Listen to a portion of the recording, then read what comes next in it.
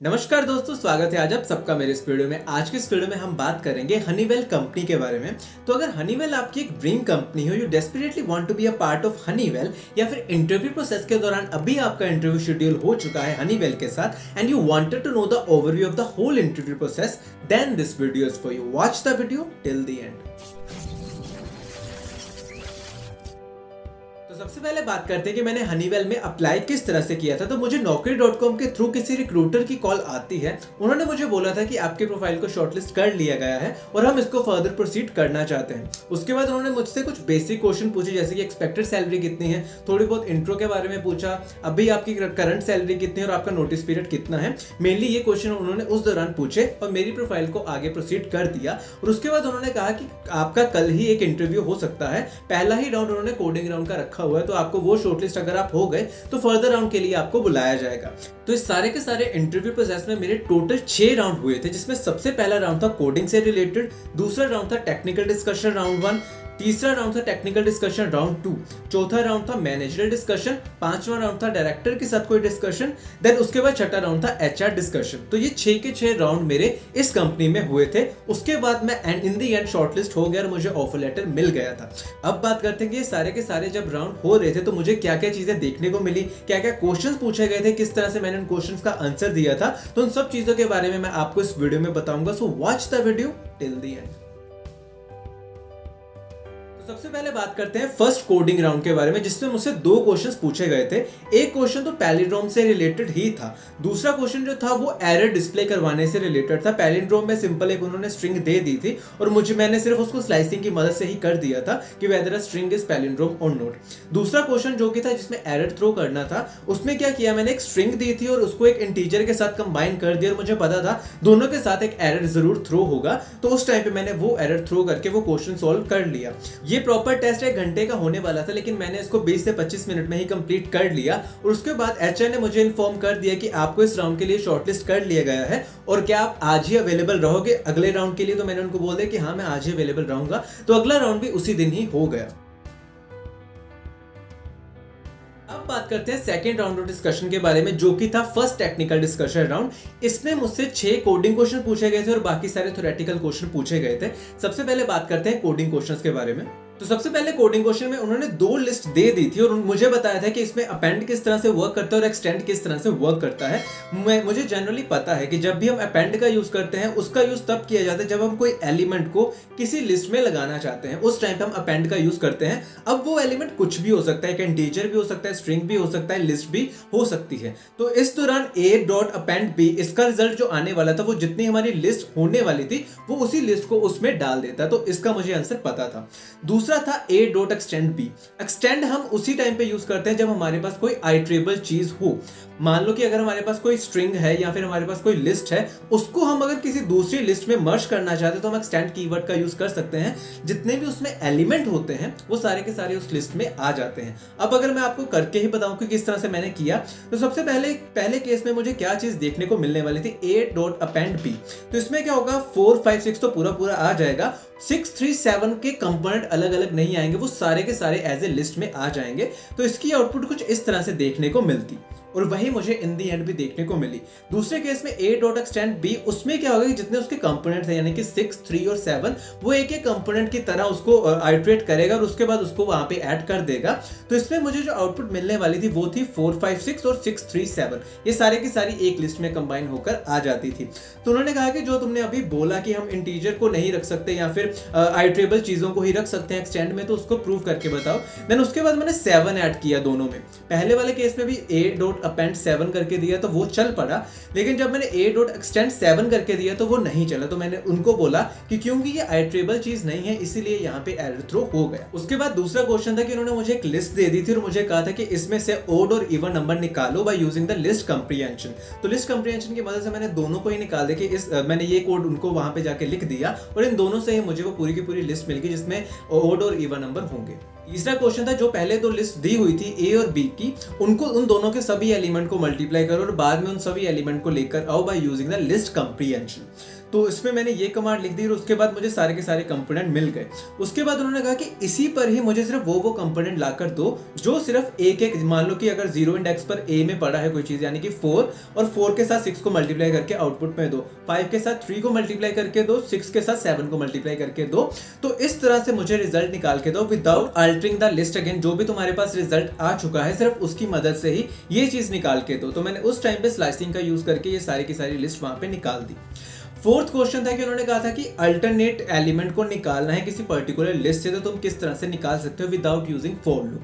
तो उसमें मैंने फिर से स्लाइसिंग का यूज करके ये वाली कमांड वहां पे लिखकर दे दी और ये वर्क कर गई थी। तो उसके बाद का क्वेश्चन था, उन्होंने एक स्ट्रिंग दे दी थी और मुझे कहा था whether this string is palindrome और नॉट, तो उसको भी मैंने स्लाइसिंग की मदद से बता दिया था, तो ये भी हो गया था। उसके बाद 6th क्वेश्चन था जो कि मुझे क्वेश्चन ही समझ में नहीं आया। उन्होंने दो कोई पैरामीटर्स दे दिए थे x1 और y1 और x2 और y2। उन्होंने कहा था कि इन दोनों में डिस्टेंस फाइंड करके दो, कुछ ऐसी 3x3 मैट्रिक्स थी और उसमें डिफरेंस फाइंड करके देना था। मुझे इसमें कुछ भी समझ में नहीं आया कि उन्होंने क्वेश्चन भी उस टाइम पे किस तरह से पुट किया था, क्या पता मैं अभी भी उसको अच्छे से एलैबोरेट करके नहीं बता पा रहा। तो बहुत ही ज्यादा गेस करने के बाद मुझे रियलाइज हो गया कि मैं शायद इसका आंसर ना दे पाऊं, तो मैंने उनको डायरेक्टली बोल दिया कि ये मेरे बस का नहीं है, आप इसके बारे में खुद ही बता दीजिए। तो उन्होंने मुझे जो आंसर दिया, उन्होंने ये कहा था कि दोनों इंडेक्सेस को सब्ट्रैक्ट करना था, यानी कि y2 माइनस y1 और x2 माइनस x1, इस तरह से इन दोनों को माइनस करके तुम इनमें डिस्टेंस फाइंड कर सकते थे। तो कुछ ऐसा क्वेश्चन था जो कि मुझे समझ में भी नहीं आया। देन उसके बाद बाकी सारे के सारे क्वेश्चन थ्योरेटिकल थे, जिसमें सबसे पहला क्वेश्चन था लिस्ट और टपल में डिफरेंस। तो जो बेसिक डिफरेंस होता है कि list is immutable data type और tuple is immutable data type, तो मैंने यही डिफरेंस उनको भी बताया। और उन्होंने फिर पूछा कि म्यूटेबल और इम्यूटेबल में क्या डिफरेंस है, तो मैंने वही चीज कही कि लिस्ट के जितने भी एलिमेंट होते हैं हम उनको मॉडिफाई कर सकते हैं, टपल के एलिमेंट को हम मॉडिफाई नहीं कर सकते, तो इसी को ही म्यूटेबल और इम्यूटेबल चीज कहा जाता है। देन उसके बाद उन्होंने वही कंकैटिनेट वाली प्रॉपर्टी को एक्सप्लेन करने के लिए बोल दिया, तो मैंने वो सब भी एक्सप्लेन कर दिया उस टाइम पे। अगला क्वेश्चन रिएक्ट के बेसिस पे था, जिसमें उन्होंने मुझसे पूछा क्लास या फंक्शन बेस्ड कंपोनेंट क्या होते हैं उनके बारे में बताओ, लोकल स्टोरेज या फिर सेशन स्टोरेज में क्या डिफरेंस होता है उसके बारे में बताओ। और उनको मेरे आंसर से पता चल गया था कि शायद मुझे इतनी डीप में नॉलेज नहीं है, तो उन्होंने उसके बाद इसके बारे में नहीं पूछा और वो भी हंसने लग पड़े। उन्होंने कहा था कि नहीं, इसकी इतनी भी ज्यादा रिक्वायरमेंट नहीं है, लेकिन अगर तुम्हें थोड़ा बहुत पता होता तो इट्स परफेक्टली फाइन, लेकिन अगर नहीं भी पता तब भी परफेक्टली फाइन, इसका आपके इंटरव्यू पे किसी भी तरह का इफेक्ट नहीं पड़ेगा। उसके बाद नेक्स्ट पार्ट था एसक्यूएल के बेसिस पे। एसक्यूएल में उन्होंने सबसे पहला क्वेश्चन पूछा नॉर्मलाइजेशन के बेसिस पे कि नॉर्मलाइजेशन क्या होती है, इसके कौन कौन से फॉर्म्स होते हैं। तो मैंने वही सब चीजें बताई जो मैं इस स्क्रीनशॉट पर आप देख रहे हैं। सबसे पहले मैंने उनको यही चीज बताई कि नॉर्मलाइजेशन बेसिकली इस पर्पस के लिए यूज किया जाता है कि हमारे पास बहुत कम्प्लेक्स डेटा पड़ा होता है एक पर्टिकुलर टेबल में, तो उसको अगर हम सब डिवाइड कर दे किसी मल्टीपल टेबल्स में by using some foreign keys in between them, तो उस दौरान हमारे पास काफी ज्यादा सिंप्लिसिटी हो जाती है किसी भी एक पर्टिकुलर टेबल को एक्सेस करने में और समझने में भी। तो यही सब चीजों के कारण हम नॉर्मलाइजेशन को यूज करते हैं। और उसके अलावा जितने भी इसकी फॉर्म्स थी मैंने उन सबको एक्सप्लेन कर दिया था। देन उन्होंने उसके बाद पूछा कि डी नॉर्मलाइजेशन क्या होता है। तो जो भी नॉर्मलाइजेशन के बारे में मैंने बताया था उसका उलट, उसका ऑपोजिट सारा डी नॉर्मलाइजेशन होता है, तो मैंने उनको उसके बारे में भी बताया। देन उन्होंने उसके बाद पूछा कि do you know about joints. तो जॉइंट के बारे में मुझे जो पता था कि दो टेबल को कंबाइन या दो से ज्यादा टेबल को कंबाइन करने के लिए जॉइंट्स का यूज किया जाता है। और उसके बाद उन्होंने इसके टाइप्स के बारे में पूछा, तो मैंने बोल दिया कि मेजरली ये 4 पार्ट्स में डिवाइड होता है। सबसे पहला होता है जैसे self joint, then inner joint, then cartesian joint, then outer joint. Outer joint भी फर्दर डिवाइड होता है लेफ्ट, राइट और फुल जॉइंट में। तो उन्होंने उसके बाद इन सब के बारे में पूछा कि ये सब होते क्या है, तो मैंने उन सबको एक एक करके इलेबोरेट करके बता दिया। आप इस स्क्रीन पर देख रहे हैं, आप ये सब चीजों के बारे में बता सकते, मैंने भी ये सब चीजों के बारे में ही बताया था। तो उसके बाद नंबर आता था विजुअलाइजेशन के बेसिस पे। तो उन्होंने मुझसे पूछा कि तुम्हें टैब्ल्यू या फिर पावर बीआई के बारे में पता है। तो मैंने कहा कि टैब्ल्यू का थोड़ा बहुत पता है मुझे, मैंने ट्यूटोरियल्स वगैरह देखे थे तो मुझे थोड़ा बहुत आइडिया है उसका, लेकिन हाँ अगर आप इंडस्ट्रियल एक्सपीरियंस के बारे में पूछ रहे हो तो मुझे इतना ज्यादा आइडिया नहीं है। तो उसके बाद पावर बीआई के बारे में पूछते तो मैंने कहा कि हाँ एक दो टाइम पे सपोर्ट प्रोवाइड किया था पावर बीआई के लिए, लेकिन ऑब्वियसली मुझे इन डेप्थ में नॉलेज नहीं है, ऊपर के बारे में पता था। जो भी मुझे पता था उस दौरान दोनों के बारे में मैंने उन सब चीजों के बारे में उनको वहां पे बता दिया। तो ये सारे के सारे क्वेश्चन थे जो कि मुझे सेकंड राउंड ऑफ डिस्कशन में पूछे गए थे। उसके बाद मुझे एचआर की तरफ से कॉल आ जाता है कि आप इस राउंड से शॉर्टलिस्ट हो गए हो और आपको थर्ड राउंड के लिए बुलाया जाएगा। तो अब बात करते हैं थर्ड राउंड ऑफ डिस्कशन के बारे में, जो कि एक टेक्निकल राउंड था। ये one of the most toughest round मुझे लगा था, जितने भी मैंने इंटरव्यूज दिए हैं ये बहुत ही ज़्यादा टफ लगा था। बहुत ही ज़्यादा एडवांस चीज़ों पर इस पर कॉन्सेंट्रेट किया गया था, सिंपल बिल्कुल भी नहीं लग रहा था। और इन दी एंड जब मैं इंटरव्यू देकर ख़त्म हुआ था, मुझे बहुत ही अच्छी फीलिंग भी आ रही थी। मुझे ऐसा लगा कि ये इंटरव्यू मैंने कुछ ऐसे दमदार कंपनी में दिया है जिसको मैं काफ़ी ज़्यादा आगे तक याद रखूंगा कि किसी बंदे ने इस लेवल का इंटरव्यू भी लिया था। तो इस इंटरव्यू की स्टार्टिंग में उन्होंने बेसिक इंट्रोडक्शन के बारे में पूछा कि अपने बारे में बताओ, तो मैंने वो सब चीज़ों के बारे में बता दिया। देन उसके बाद इस इंटरव्यू में 2 कोडिंग क्वेश्चन पूछे गए थे। उसके बाद पाइथन के बेसिस पे क्वेश्चन थे, पोस्टग्रेसक्यूएल के बेसिस पे क्वेश्चन थे, यूनिक्स के बेसिस पे क्वेश्चन थे और गिट के बेसिस पे क्वेश्चंस थे। बहुत ज़्यादा चीज़ें ऐसी थी जो कि मुझे नहीं पता थी, लेकिन बहुत ज़्यादा चीज़ें ऐसी मैंने डेवलप की कि उन्होंने मुझे खुद ही बता दिया कि ये ऐसे होता है, ऐसे होता है। तो मुझे भी इस इंटरव्यू में बहुत ज़्यादा चीज़ें सीखने को मिली। तो सबसे पहले बात करते हैं कोडिंग राउंड के बारे में कि कोडिंग में उन्होंने कौन कौन से क्वेश्चन पूछे थे। तो सबसे पहला क्वेश्चन था create dictionary by using the comprehension. तो ये तो काफी ज्यादा इजी था, मैंने उसी टाइम पे उनको ये वाली चीज लिखकर दे दी, किस तरह से हम किसी भी डिक्शनरी को बना सकते हैं। उसके बाद क्वेश्चन था what is the code to merge 2 dictionary, कि 2 डिक्शनरी को मर्ज करने के लिए हम क्या यूज करते हैं। तो उस दौरान मैंने ये कोड उनको लिखकर दे दिया था कि अपडेट का यूज करके हम किसी भी 2 डिक्शनरी को कंबाइन कर सकते हैं। तो ये 2 कोडिंग क्वेश्चन उन्होंने मुझसे उस दौरान पूछे थे। अब बात करते हैं पाइथन के बारे में। तो पाइथन में उन्होंने सबसे पहले स्टार्ट ही डेकोरेटर से किया था कि डेकोरेटर क्या होते हैं। तो मैंने उस दौरान ये वाली चीज उनको बता दी थी कि डेकोरेटर जब हम किसी फंक्शन को एज ए पैरामीटर प्रोवाइड करते हैं, देन उस चीज को डेकोरेटर का नाम दिया जाता है। ये सारा का सारा मैंने उस दौरान वहां पे बताया और ये कोड भी मैंने वहां पे लिखकर दे दिया। उसके बाद क्वेश्चन था why Python is called as dynamic type programming language. तो उसको इस तरह से क्यों कहा जाता है। तो मैंने उनको बोला कि इसके लिए हमें कोई भी डाटा टाइप डिफाइन करने की जरूरत नहीं होती। मान लो जैसे जावा में हम डिफाइन करते थे int a is equal to 3, मतलब हमें अगर कोई भी वेरिएबल डिफाइन करने की जरूरत पड़ती थी तो हम वहां पे प्रॉपर्ली उसके डाटा टाइप को डिफाइन करते थे इन जावा। बट पाइथन में ऐसा कुछ नहीं है। अगर हमने a इज इक्वल टू 3 लिखा होता है तो वो उसकी वैल्यू को एज ए इंटीजर ही कंसीडर करेगा, इसलिए इसको डायनामिकली टाइप्ड प्रोग्रामिंग लैंग्वेज कहा जाता है। अगला क्वेश्चन था why Python is called as interpreted language. तो मैंने इसका आंसर ये दिया था क्योंकि कंपाइलर क्या होता है कि वो पूरे के पूरे कोड को कंपाइल करता है। इंटरप्रेटर क्या होता है कि वो लाइन बाय लाइन उसको इंटरप्रेट करता है, यानी कि एक लाइन जब लिखी होती है वो उसको उसी टाइम पे रीड करता है, उसी टाइम पे उसको इंटरप्रेट करता है। तो ये इसीलिए उसको इंटरप्रेटेड लैंग्वेज कहा जाता है। उसके बाद उन्होंने पूछा how multi threading works in Python. तो मैंने उनको जनरली ये चीज बताई कि मल्टी थ्रेडिंग को ज्यादा प्रेफर नहीं किया जाता पाइथन में, क्योंकि डेडलॉक सिचुएशन कभी भी आ सकती है। तो उस सिचुएशन में GIL को इंट्रोड्यूस किया गया था ताकि वो ऐसी डेडलॉक काइंड ऑफ सिचुएशन को ना आने दे। तो इसलिए मल्टी थ्रेडिंग को इतना ज्यादा कंसीडर नहीं किया जाता पाइथन में। तो उन्होंने बेसिक मुझसे पूछा कि मल्टी थ्रेडिंग आखिर होती क्या है। तो उसके बारे में मैंने ये सब डेफिनेशंस के बारे में उनको बताया। उसके बाद कोड भी लिख कर दिया कि ये कोड मल्टी थ्रेडिंग के लिए यूज किया जाता है। देन उनका अगला क्वेश्चन था कि have you ever implemented multi processing in your code. तो मैंने अपने कोड में मल्टी प्रोसेसिंग इंप्लीमेंट की हुई थी। तो मैंने उस दौरान उनको वो सारी की सारी चीजों के बारे में बताया कि इस तरह से हमने मल्टी प्रोसेसिंग को इंप्लीमेंट किया था। उसके बाद क्वेश्चन था what are the different HTTP methods. तो मैंने बोला कि गेट, पुट, पोस्ट और डिलीट। तो उसके बाद उन्होंने कहा कि गेट और पोस्ट में क्या डिफरेंस होता है। तो मैंने 3-4 पॉइंट उनको उस दौरान बताए थे। बेसिक अगर मैं डिफरेंस की बात करूं तो गेट मेथड यूज किए जाते हैं इन्फॉर्मेशन को फेच करने के लिए, वेराज पोस्ट मेथड यूज किए जाते हैं किसी भी रिकॉर्ड को इंसर्ट करने के या न्यू एंट्री को क्रिएट करने के लिए। तो ये इनमें बेसिक डिफरेंस रहता है। उसके बाद उन्होंने कहा कि हेडर्स को किस तरह से यूज किया जाता है दोनों में, तो मैंने उनके बारे में बताया। बॉडी क्या होती है जब भी हम कोई रिक्वेस्ट भेजते हैं, तो मैंने उसके बारे में बताया। उसके बाद उनका क्वेश्चन था पुट और पैच में क्या डिफरेंस होता है। तो जो भी बेसिक डिफरेंस मुझे उस दौरान पता था कि पुट जो होता है वो सारे के सारे रिकॉर्ड को अपडेट करने के लिए यूज किया जाता है, पैच किसी पार्शियली रिकॉर्ड को अपडेट करने के लिए यूज किया जाता है। तो मैंने उनको ये चीज वहां पे बोल दी। उसके बाद क्वेश्चन था सिलरी के बेसिस पे कि सिलरी किस तरह से वर्क करता है।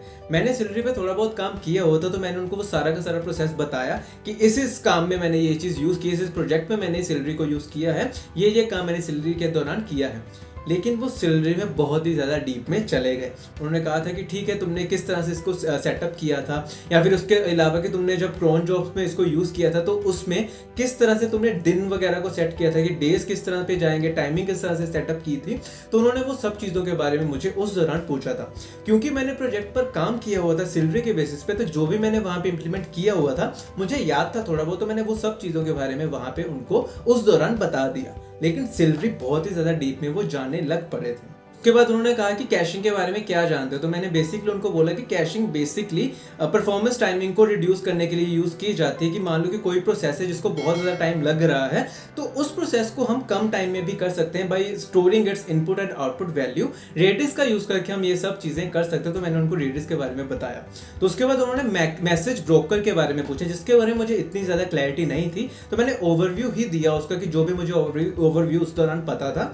तो वो उस आंसर से ज़्यादा सेटिस्फाइड नहीं लग रहे थे, तो उन्होंने खुद ही बाद में मुझे वो सारा एलैबोरेट करके बता दिया। सारे क्वेश्चन थे जो कि पाइथन के बेसिस पे मुझसे पूछे गए थे। अब बात करते हैं पोस्टग्रेसक्यूएल के बेसिस पे। सबसे पहले उन्होंने मुझसे ये चीज पूछी कि तुम किस डेटाबेस में कंफर्टेबल हो ज्यादा, तो मैंने बोल दिया कि हाँ पोस्टग्रेसक्यूएल में ज्यादा हूं। तो उन्होंने सारे के सारे क्वेश्चन ही पोस्टग्रेसक्यूएल के बेसिस पर पूछे। सबसे पहला क्वेश्चन था कि तुमने कभी पोस्टग्रेसक्यूएल को पाइथन में सेटअप किया है, तो मैंने कहा हाँ। तो उन्होंने कहा स्टेप्स बताओ क्या क्या होते हैं, तो मैंने वो सारे के सारे स्टेप्स उनको उस दौरान बताए। ये सारे स्टेप्स मैंने वहां पे बता दिए कि इससे ये होता है। उन्होंने बाद में एक एक स्टेप के बारे में भी पूछा। देन उनका अगला क्वेश्चन था कि पोस्टग्रेसक्यूएल को कभी तुमने जेंगो में इंप्लीमेंट किया, अगर किया है तो किस तरह से किया है, तो मैंने वही बता दी। settings.py फाइल में जाकर एक डेटाबेस की सेटिंग्स होती है, आपको वो सारी की सारी सेटिंग्स में चेंजेस करने पड़ते हैं, इस तरह से आप चेंज कर सकते हैं। अगला क्वेश्चन था how you deploy PostgreSQL on AWS server, how you create a database in PostgreSQL. तो पोस्टग्रेसक्यूएल में डेटाबेस क्रिएट करने के लिए जो कमांड यूज की जाती थी, मैंने उनके बारे में बताया। उसके बाद उन्होंने कहा कि how you use PostgreSQL in your project, तो मैंने अपने प्रोजेक्ट में जो भी इंप्लीमेंटेशन पोस्टग्रेसक्यूएल के बेसिस पे की थी, मैंने वो सब चीजों के बारे में उनको बताया।